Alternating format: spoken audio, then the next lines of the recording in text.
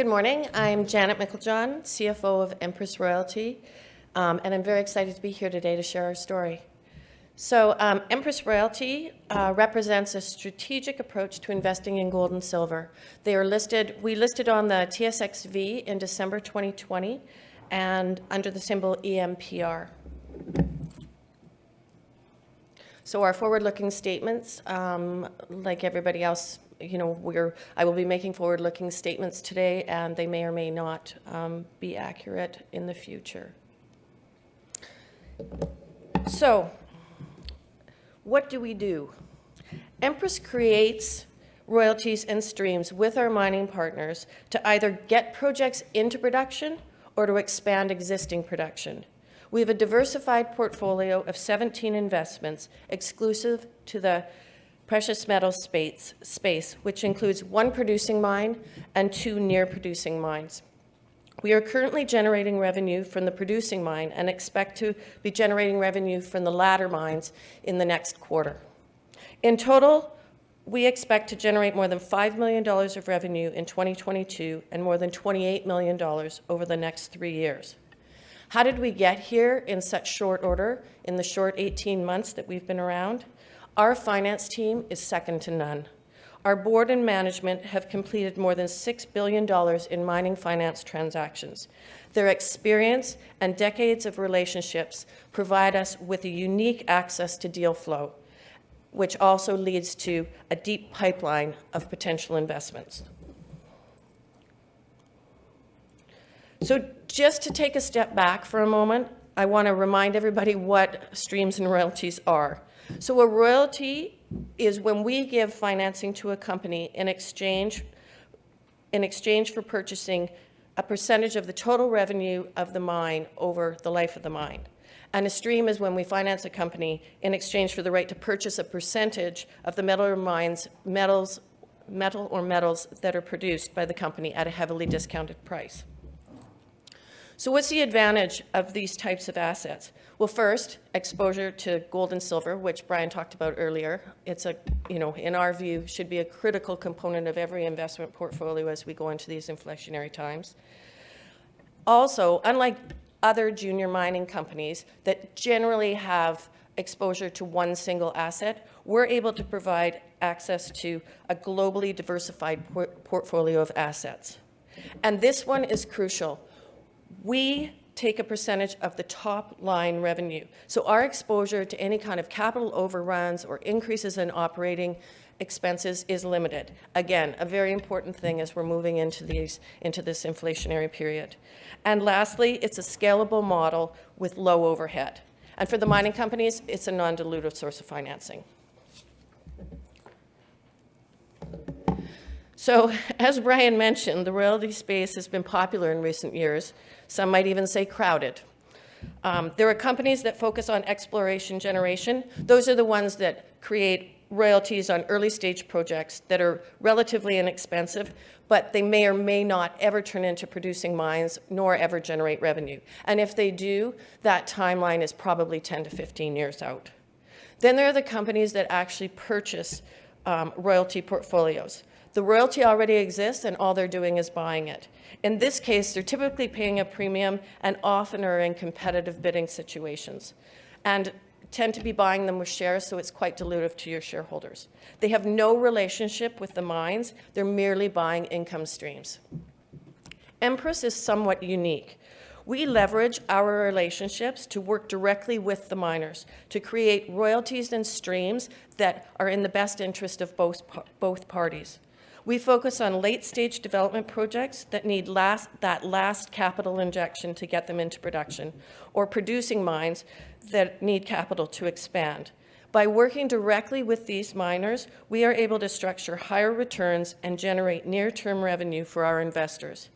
In just over 18 months, we will have 3 producing investments that we expect to generate $5 million this year. We are delivering on our strategy. So just again to reiterate the benefits of the royalty company structure, so you can see by the graph on the left-hand side that the royalty companies have outperformed both the GDX and the gold commodity. And then on the right-hand side, we're just a quick graph of the life cycle of a royalty company and showing that, that Empress is just on that cusp of that rapid growth. So what's our secret sauce? Our partnership with our investment manager, Endeavour Financial. David Rhodes, our executive chair, is also the managing director at Endeavour. As a small company, we have access to a global finance team with decades of experience in the mining industry. Their relationships help us to identify potential investments in our pipeline. Their assistance in performing analysis and due diligence allows us to move quickly. Finally, we get access to their experience gained structuring and negotiating some of the largest deals in this space. So as the royalty space has grown, companies are chasing larger and larger deals. So we've decided to focus on the small to mid-tier companies that are largely getting ignored. In particular, we focus on gold and silver assets that are in late stage or producing. And we're basically location agnostic. Our mandate is to invest $500 to $25 million, but our sweet spot right now is $2 to $10 million. At Empress, ESG is an important element of our investment criteria. So let's go over the portfolio quickly. So our first investment is Sierra Antapite. So we made a $10 million investment in an underground gold mine in Peru that's operated by a private group, Sierra Sun. This is an already producing mine, and the money is being used to take it from producing 750 tons per day to 1,000 tons per day. In exchange, we get a 4.5% of the actual gold production up to 11,000 ounces at 20% spot price, at which time it reduces to 1% for the life of mine. This stream is expected to generate $2.2 million in annual revenue, and the NAV on that $10 million is $14.5 million. So Tahuehueto is located in Durango, Mexico, and is operated by Altale Mining, which is also listed on the TSXV and is at this conference. We invested $5 million to help bring the mine into production, which should be in the next few weeks. In exchange, and for that, we will get 100% of the silver production, up to 1.25 million ounces. The stream will generate, or is expected to generate, $3 million of revenue annually, and the NAV on that $5 million investment is $24.8 million. Manica is a gold project located in Mozambique that is operated again by a private company, MMP. We invested $3 million to help bring the mine into production, and again, we expect that to happen relatively shortly, in exchange for a 3.375 royalty up to 95,000 ounces, and then it drops back to 1.125%. That royalty will generate $1.5 million, or is expected to generate $1.5 million of revenue annually, and the NAV on that investment, on that $3 million investment, is $5.6 million.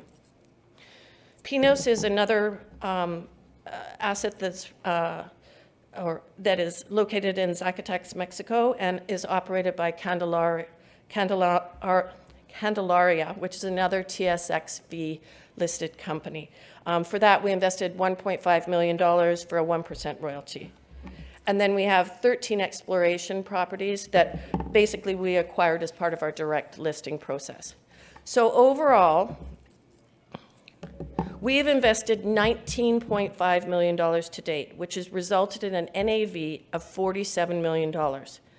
Revenue is expected to be $5 million in 2022, $9 million in 2023, and $12 million in 2024, a total of $28 million over the next 3 years, and a market cap of $22 million. That's more than a 100% cash-on-cash return.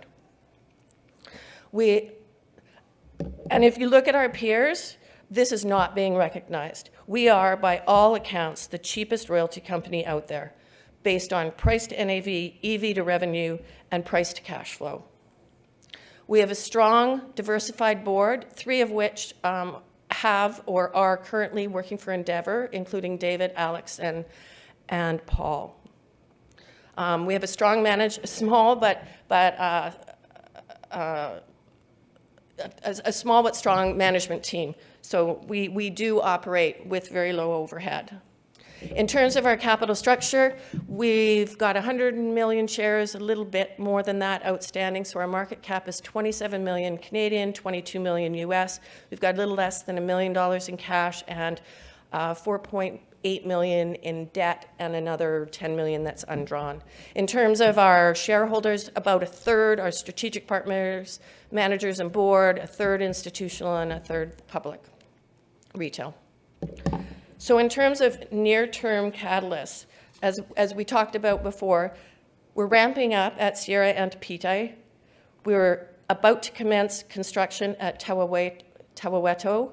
We're about to commence production at Manica. So all of this, again, is going to lead to what we expect to be $5 million US of revenue in 2022.